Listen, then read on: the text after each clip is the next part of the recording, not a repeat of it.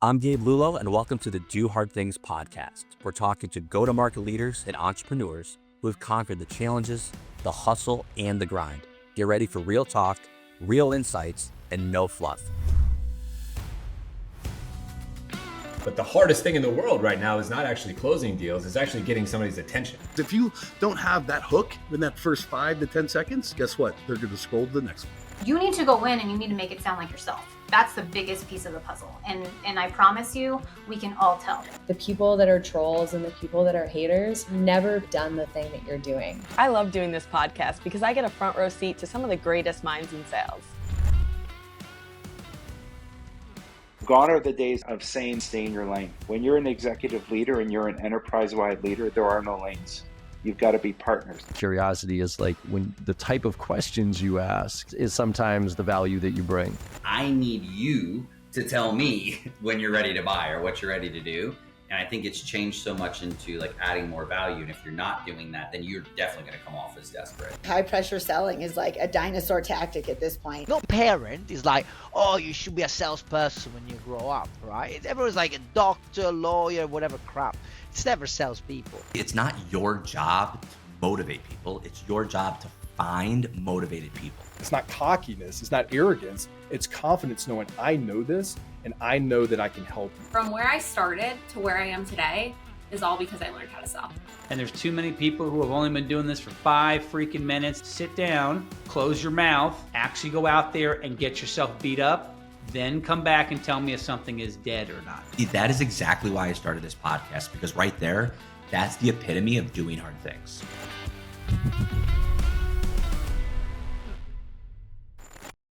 Welcome back to the Do Hard Things podcast with Lexi and Gabe. Today's guest, Morgan Ingram, is the founder and CEO of AMP and the creator of the LinkedIn Revenue Engine, a system that's redefining how B2B sales teams build pipeline in the digital age. Before becoming a 4 times LinkedIn top sales voice and trusted trainer for companies like Google, HubSpot, and Snowflake, Morgan was a struggling SDR just trying to get replies. What changed? He discovered the power of combining outbound strategy with organic content. That insight became the foundation for AMP Social and his 5C social selling system, helping sales teams move beyond just cold calls and into constant pipeline growth through connection, content, and conversation. Morgan's mission is simple: turn LinkedIn into your #1 sales channel. He's not here for hype, he's here for results. And he's helped countless B2B teams generate pipeline faster with clarity, creativity, and confidence. Morgan, welcome to the show. Welcome back, everyone, to the Do Hard Things podcast with myself, Gabe, and Lexi. And we're so excited. We just heard Morgan's bio. And Morgan, we are just pumped to have you here. We're a huge fan of yours. We always obviously follow your content. You're a massive influencer on LinkedIn.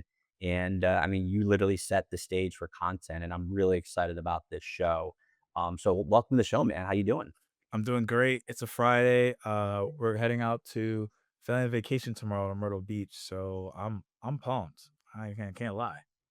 That's awesome, man. I just got back myself from Cape Cod and it was a blast. And I'm excited for you guys. It's going to be great. With the show, obviously do hard things is really our mantra, right? And sales development is hard. And I always say this kind of towards the middle of the show when I ask these questions, but I want to start off from the top. I always say, listen, I grew up in blue collar Buffalo, New York, right? Everyone had to literally get dirty, get hurt, or lift heavy things, or like have to like go out on disability for at least once in their life because they had to do physical labor to make money. And that is hard to me. But in this space, we're sitting on Zoom calls and in this cozy, nice gaming chairs and, right? We're talking to executives on the phone and doing outbound and content. So is it really that hard? I mean, you were an SDR, right? Early on. Yep. And you were trying to figure out how to break through. Obviously you did. So what is your origin story and is it really that hard? So when you think about it in comparison to something else, no, right? Because you're not out there having to do a plumbing job or you have to chop down wood or figure out the agriculture for farming, right? If you, in comparison, there are harder things in terms of physical labor. I think it's hard because it's mentally hard because people don't want to be rejected and people don't want to feel like they are failing or they're losing.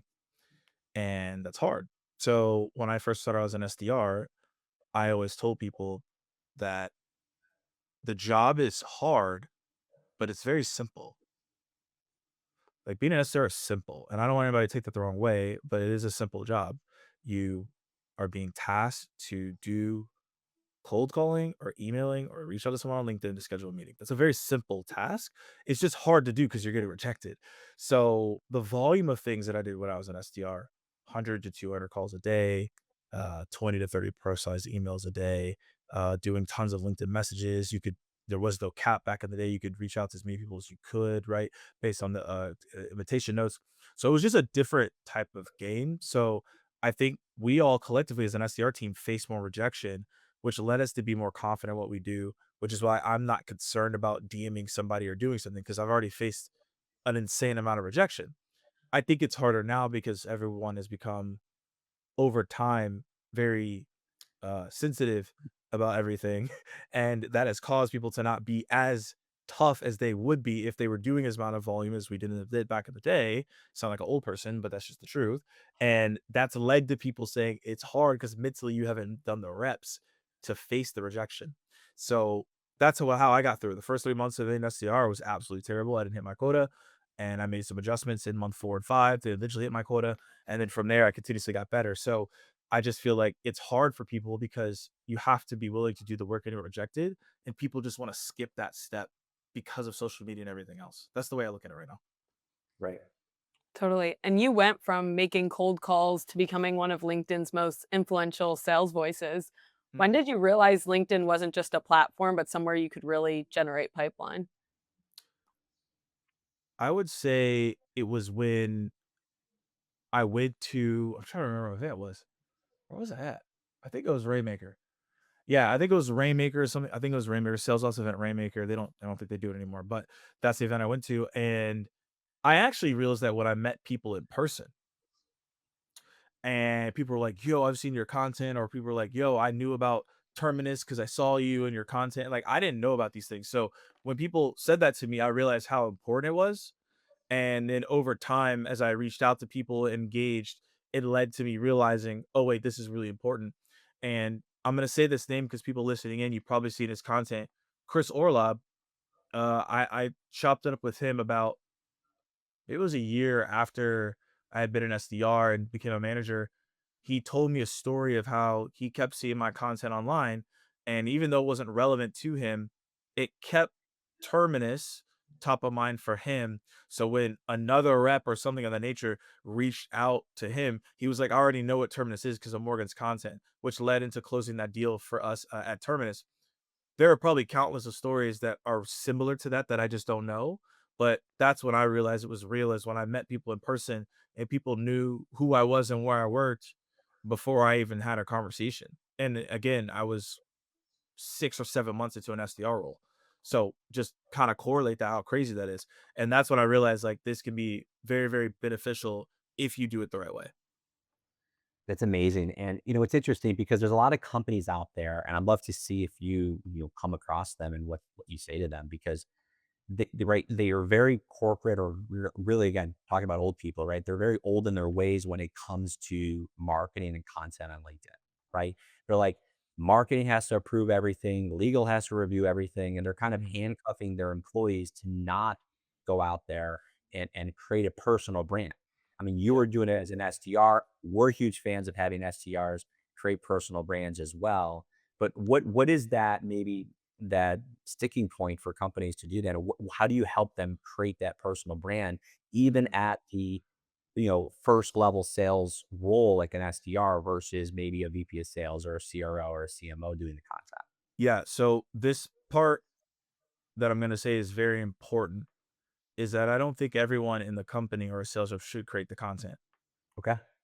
And some people are like, wait, aren't you vouching for it? I am.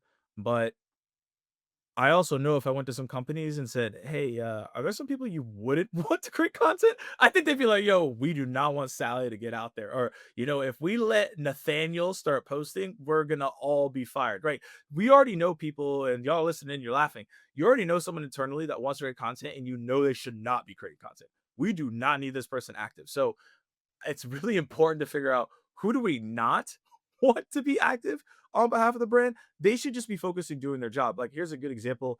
I use sports analogies not in like the cringe way, but an actual like a realistic way. So it's like what I tell people is that like Steph Curry is a really good 3-point shooter, but you would not want him in the dunk contest.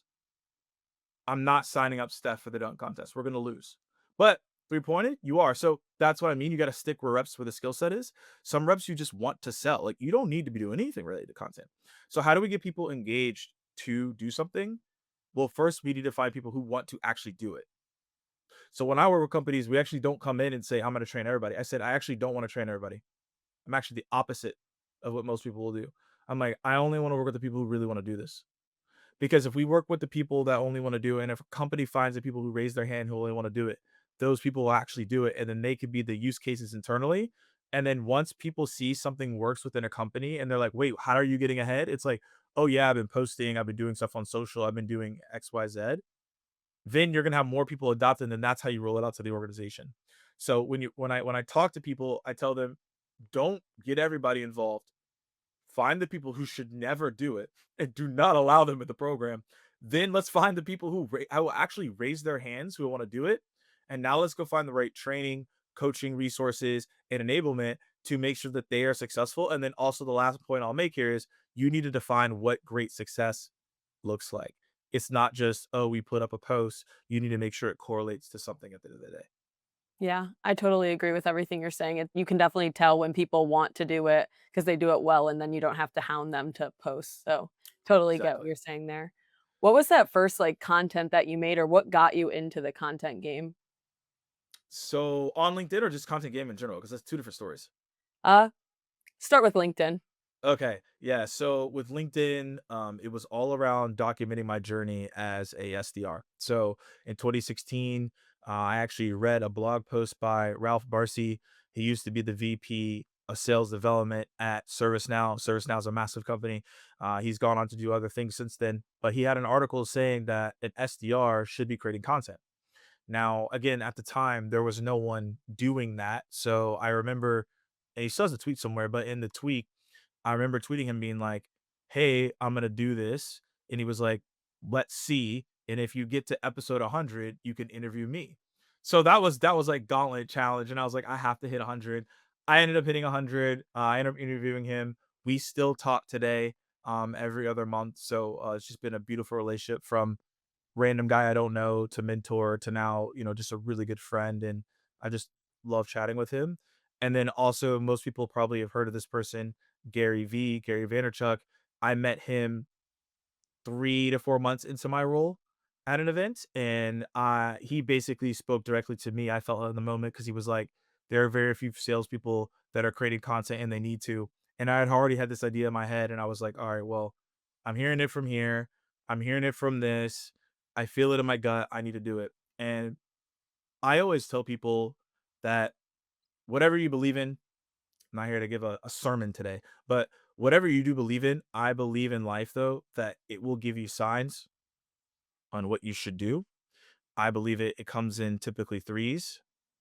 And once I hear the same thing, then I need to do it. So I heard it from Ralph, heard it from Gary Vee, and then I don't remember who it was. I listened to a podcast that all said the same thing. And I remember that night, like creating the SDR Chronicles, and it ended up being the right decision. That's incredible. It's funny, you mentioned Gary Vee. This is how funny things happen, to your point. My mom is a retired English teacher, okay? And she sent me a note literally this week and said, "You need to start following this guy named Gary Vee. He's great." And I'm like, "Mom, I've read 3 of his books. I was watching Gary Vee since Tap maybe in. when he was on Wine Library TV, right? Like, right Yeah. when he was, like, literally tasting wine on YouTube. And, like, I've been and so when I told her all the things about what I know of him, to your same point, I feel the same way about him. It was just really funny, but the fact that he's reaching my mom now, it just shows how powerful content is, right? Yeah. So that's such a cool point. Speaking of principles, right? You have what you call the 5C framework, right? Yep. Clarity, connection, conversation, commenting, and content. So which of those do most sales teams really overlook, and why does it matter? If I had to pick one or just multiple components? if there's multiple, but what is like when you go into an organization, what is the one Yeah. you see that usually miss the most? And why is it important to be, again, collective in all five?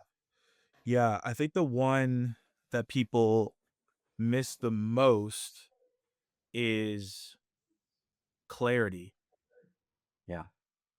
People can and will send a lot of DMs because they need to. People will Mhm. send a connection request. People will comment if it makes sense. I don't like adding that one because some industries it like isn't as relevant. So, or you can't do as many as other ones. So I get it. And then content, people have like the sprouts and the the got whatever they could post. But I put clarity as number one because I find that most people don't have the clarity. They don't really truly know what the ICP is, who the buyer persona is, what are the intent signals for these people. They haven't set up sales nav a certain way. The reps don't even know why they're reaching out to the buyer persona. So if you don't know these things, then everything else I would coach you on, everything else you would learn would be pointless. So I actually find that most people overlook the clarity. They just say, here are buyer persona, see you later. Like there isn't like an in-depth analysis of why are we picking these people?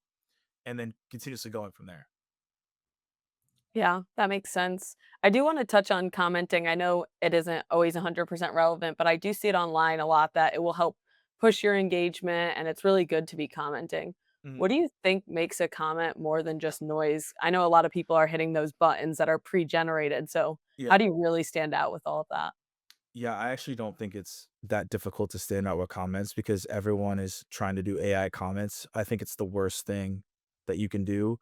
People try to argue me that they have an AI comment algorithm that's human. I haven't seen that at all. Every comment that they tell me is human is I could just tell like, yeah, this isn't you. So just defeating the purpose. And if especially if you do it in multiple posts, everyone knows that you're AI, and it defeats the purpose of what you're looking to do. So my whole entire take on this is you should only leave comments on people that are relevant to what you are selling or what you're going to offer or what you're looking to partner people with. So you have three components of that. So the first component is this person a potential customer or client? The second one is, can they be a partner or like they're a customer or whatever? And then the third thing is like, are they some level of thought leader or industry voice or things of that nature? Those are the only three types of groups you should be commenting on. Then once you identify that, then we have a formula. It's very simple. It's called insight and a question.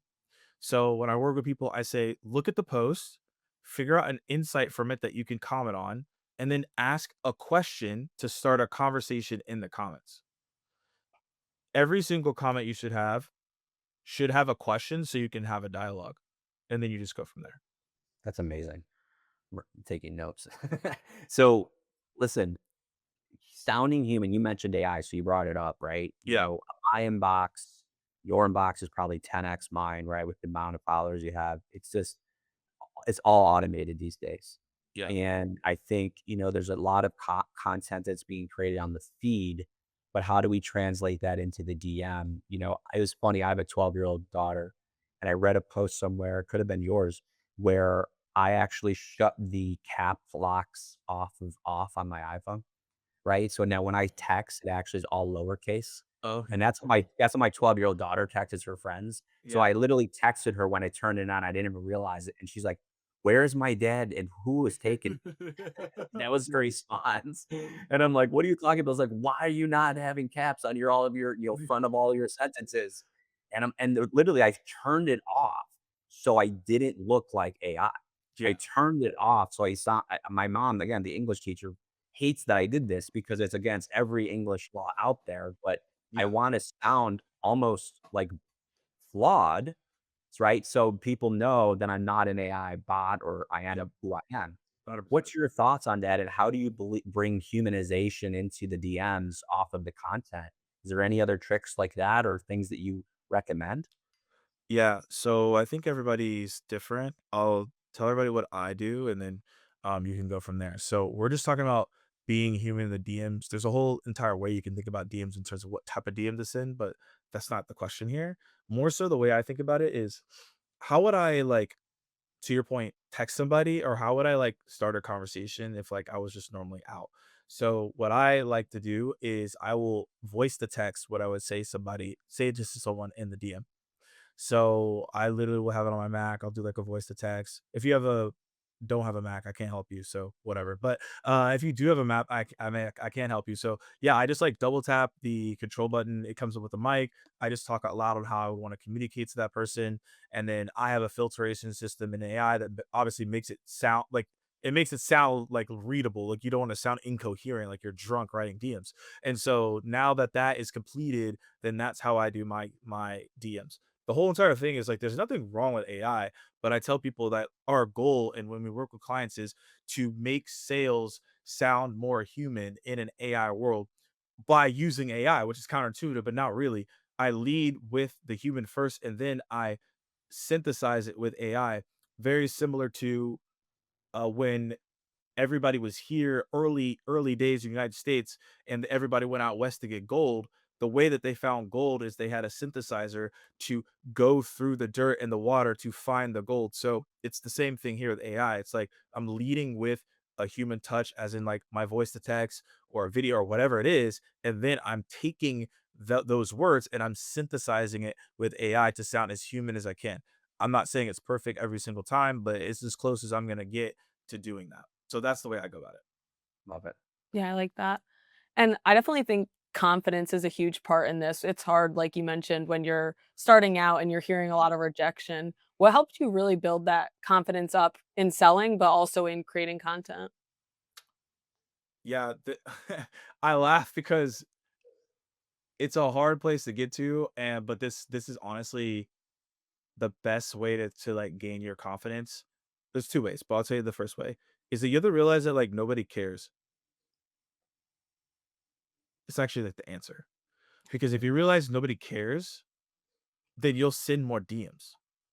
The reason people don't send them is they're too worried about what someone's gonna do. I've sent, I don't know, a lot, 10,000, probably more DMs. And I've sent some pretty bad ones when I first started. And I'm not saying I'm always perfect. I've had zero people come to me in real life and be upset. No one's jumped me. No one's kidnapped me. No one's like, oh, that message was so bad. I'm going to come after you and kill you. Like, that hasn't happened. So nobody cares. It's not as deep as we're trying to make it out to be. And also with content, as long as you're not saying anything aggressive and calling someone out and you're not doing a slur, like content's a little different angle. As long as your goal is to impact people, I haven't had anyone assault me. So that's what I came to the conclusion. My confidence comes from it's not as deep as you make it out to be, and nobody cares as much as you think. And you have to remove your ego from the situation and thinking that's the case. Because I think that every single day is like it's not as deep as what people make it out to be. But the other way to treat this in confidence is it don't your posts, your goal is to only impact one person. So if I can impact one person from the post, I did my job. I And love then that. when it comes to the DM, it's like I only need one response out of all these DMs that I'm sending to figure out what works, and I just do that over and over again. So the confidence comes from there. I'm gonna face failure anyways if I just sit on my hands. So I might as well do something. But again, it goes back to what I said earlier. Nobody really cares as much as you think. I love that. That's absolutely awesome. So you said before it's not outbound or content, it's both. And companies come to us all the time, right? Where they're just looking for outbound and we're trying to tell them, hey, content, content, content. Or companies are looking for content and they're saying, oh, we don't need to do outbound, everything's inbound. But Yep. it really is both, right? And it's that balancing act. So why do companies or orgs still treat social selling and content as like a side hustle instead of a true core strategy? Yeah. Okay. So this might hurt some people's feelings, but my goal is not to hurt your feelings today. I'm just giving you the realization because when I say this, this is going to make things more clear. And this is also the reason why I've taken such a discipline and doubled down on social selling because I saw this gap. So the reason most people, especially on content as well, now that I'm telling you all this, you're gonna see the world differently. I'm just telling you. You're gonna be like a whole new world. You're gonna be like, oh my gosh, what's going on? Like I'm telling you, you're gonna see things a lot differently. So when people say like either or, it's because they're very confident in that thing and not the other. So when someone writes something in a certain way, like this is dead, it's because like they're probably not as confident in that. And they're just like, well, I'm just gonna declare it dead so I don't have to deal with it. And like we're just not gonna do anything because I don't have any comprehension around it. So when people look at either or, it's only because they're comfortable in that thing, but not the other thing. I tell people it's both because it doesn't matter because that's what you have to do. So you might as well just figure it out. Most executives don't lean towards social selling because that's not how they had to be successful. Walk me through a VP of sales or a SVP of sales or a CRO that had to use LinkedIn to close deals when they were a seller. Very, very low percentage, probably 0.001%. And that's the reason why they don't go there first. If you talk to most orgs, what do? Oh, we're behind on our number. Well, what did I do when I was behind on the number? I made more calls. All right, guys, we need to make more calls. Or like, you know what? We need to do more emails. We need to do more events because that's what they did. They didn't have or use LinkedIn. So that's a foreign concept. And the thing is, a lot of people that are executives, when they grew up with or as they've seen social media, they're thinking, oh, influencers, like people out here just doing dances. That's not how we're going to drive pipeline. But we're in a new world now, and you can't rely on the things that you've done in the past because that was in the past and it's a brand new environment. So the reason that social selling isn't top of mind is because it wasn't top of mind for them when they sold. So how could we say that that's the thing they should do? It wouldn't make any sense. But they also don't know enough about it, so they're not going to do it, which leaves you being like, it doesn't work. I don't even want to deal with it. But at this point, you have to do both. You can't just sit on one channel because if that one channel runs out, what are you going to do? And then that's why I tell clients, I'm like, what are you going to do if you don't figure this out? And then now that creates the obstacles. Yeah, totally. And with Outbound, are you still seeing that cold calling and content, those are the two main things? I mean, email to me seems like it's very saturated right now, and it's if you get an email that looks like a chain, it's most likely getting deleted. What are your thoughts there? Yeah, so I got taken on a history lesson a couple weeks ago. So I'm going to take you on a history lesson because I found out something very fascinating. So do you all know who Todd Capone is? I've seen him, I think, before. Okay, okay, cool. Yeah. So he's really big into sales history. So I asked him, where did social selling come from? Like, who came up with this term? What did it even mean? So the thing is, I think he said 1919. If I'm butchering you can come in and tell me I'm wrong, but I'm pretty sure it's 1919. He said that the term was originated for not social media because there was no social media in 1919. It was meeting people in person. That's what social selling stood for. It had nothing to do with LinkedIn, Facebook, even though we gear it towards it, it had nothing to do with that. It was just like, go meet someone in person and sell them. So why am I saying that? Right now, because of AI is forcing people to actually have genuine conversations. I made a post the other day and I said the most valuable skill is actually going to be able to talk to a person. And some people laughed at that. And I'm like, I'm telling you, people are pulling out AI in the middle of their conversations because they don't want to talk anymore. So my whole point to that is cold calling, meeting people in person. Let's say for a B2B audience, LinkedIn, if you're not B2B, obviously other channels, but LinkedIn are going to be the strongest things for you to understand and learn. I'm not saying email is dead because it would be counterintuitive to a point I made earlier. I'm just saying it's a lot harder than what it was when I was an SDR because of Google, Yahoo, and all these other factors. And because of AI is just automating more emails. And so people are more annoyed. So in some industries, email works really well. But you talk to a lot of teams as well. I'm finding that the lowest converting channel for them outbound is email almost like 90% of the time. So I'm just taking the data what I'm hearing.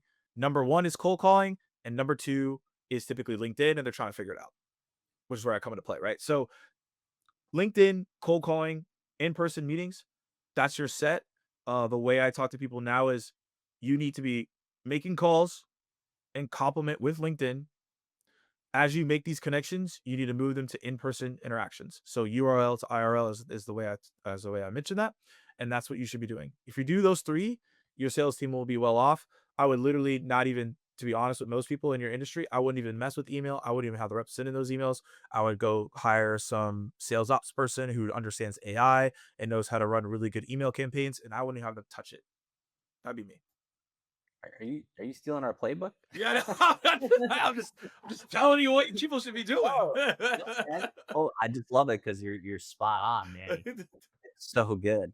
So okay. So we kind of took people through this journey on this show. It's like, hey, listen, it's important to do content. It's okay to be bad. Nobody cares anyway, right? You got to be living in the DMs as well. You got to humanize it. You use AI to help you humanize it. I know that sounds counterintuitive, but it totally makes sense. So let's just say, and it's okay for SDRs to create content, actually encourage, but not for the ones who we absolutely do not want to be creating content, and we know those people. I mean, we know executives that don't want to be doing that too, right?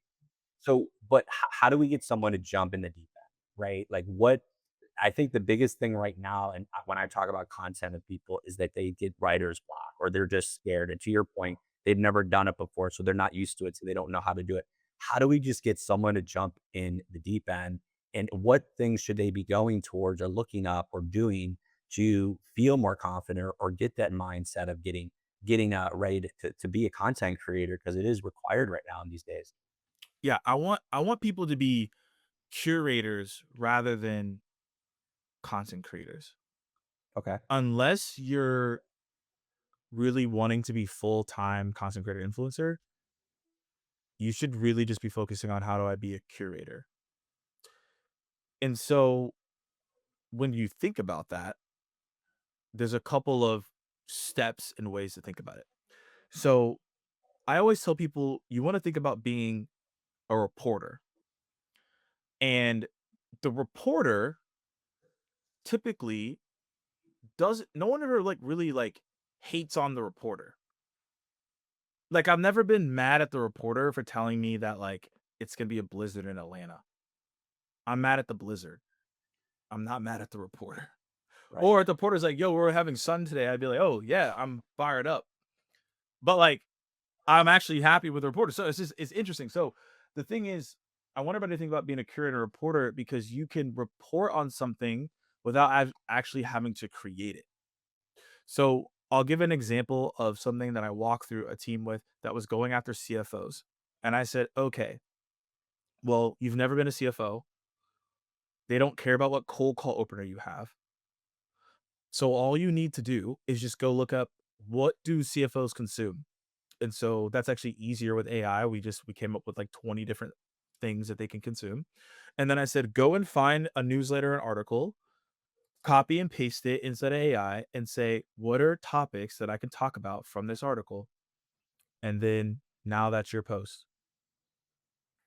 I just gave you exactly, I get that's like 10 topic ideas within that in itself.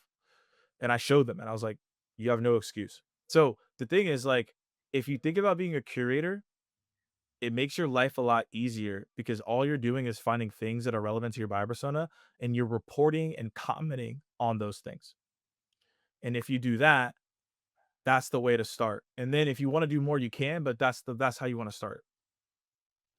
I love that. I mean, that was a light bulb for me, frankly, right now, because I live in Buffalo, New York, and we don't usually like the weather, man, because it's always snow, snow, snow, snow. But Yeah. it's not about the weather, man. It's not about the reporter. It's about it's like the best way to say it is don't shoot the messenger, right? Yeah. It's not about it's about the messenger. Sorry, the message, not the messenger. So that's great. That's I think gonna help a lot of people. I appreciate that. Yeah. Hey, listen, this was absolutely awesome. But you did.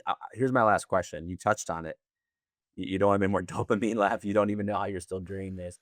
How do you balance it, right? Because you are really, building businesses. You are a creator, which you said before is extremely difficult, right? You're a business owner. You're a coach. You're influencing thousands, hundreds of thousands of people through your content. How do you do all this without burning out? Like what routines or Mhm. principles that keep you grounded? Because again, like we talked about on the beginning of the call, this is hard. So Yeah. how do you push through the hard things, and what advice can we give people out there from a more of a personal note? Yeah. So one is I make it fun. I think that's the thing. Number one is that like when I'm creating the content, I have a process to make it fun and to make it easy for people to consume it, but also make it easier for me to create that content. So I'm having fun with it. And that's allowed me to really stand out and do my thing and continuously get excited. Number two is that I make sure to give myself times, not I would say there are breaks, but it's like more than that. Like times where I can just like not think about what's going on. Like, and I don't think escapisms you could use, but like things that I can go enjoy that have nothing to do with content. So, if I can go ATV riding, that's great. Spending time with friends or whatever it may be. Like I'm really enjoying that component more than anything. Like I absolutely love that. So if I can go spend time riding out, do my thing, vibing out, like that's awesome, right? I'm gonna 100% go and do that, right? So that's like a really big thing to that. And then the third thing I think is different for everybody, but having a level of alignment with a higher power is important. So I'm a Christian, I believe in God. That's important for me. But you could meditate, you can do whatever it is. You like need that to like remain center and aligned to create the content. Because if you don't, you're going to be reaching for things that are going to allow you to burn out. If you're just doing it to reach X amount of followers, you're going to burn out. If you're trying to get X amount of likes and then comments, you're going to burn out because you're going to be chasing the entire time. My focus is just being aligned, attracting the right topics and themes, and showing up in a way that I deliver the information, but I'm also having fun with it so that people are having fun with me while I'm doing it. And it's not a chore and it's not a hassle. And that's how I've been able to do it consistently for so long. It's amazing. Thank you so much for everything, all the insights. This has been amazing. Who is the best person who should reach out, follow your content, and is LinkedIn the best place for them to do so? Who is the best person? Yeah. Like giving someone a shout out or? No, like the type of person who should listening that should reach out. Oh, okay. Yeah. Who's your ICP? Who's your Yeah. I thought we were going to shout somebody out. I was like, I don't know. Let's get a shout out today. Yeah, I would say if you are a person that is a new seller or an experienced seller and you realize that the game is different and you have to do some things differently to see different results, yeah, go check out my YouTube channel, Morgan J. Ingram, my LinkedIn as well. We do we do a monthly masterclass on how to reach out and be human, AI, LinkedIn sales now. So those are the people to come in the orbit and the ecosystem of what we're doing. And yeah, you can have some fun, but also learn a lot of things along the way. Morgan, thanks so much for coming on the show, man. You are the best. We appreciate you, and we can't wait for our audience to see this show. Everyone out there, keep doing hard things, and we'll see you on the next one. Cheers, everybody.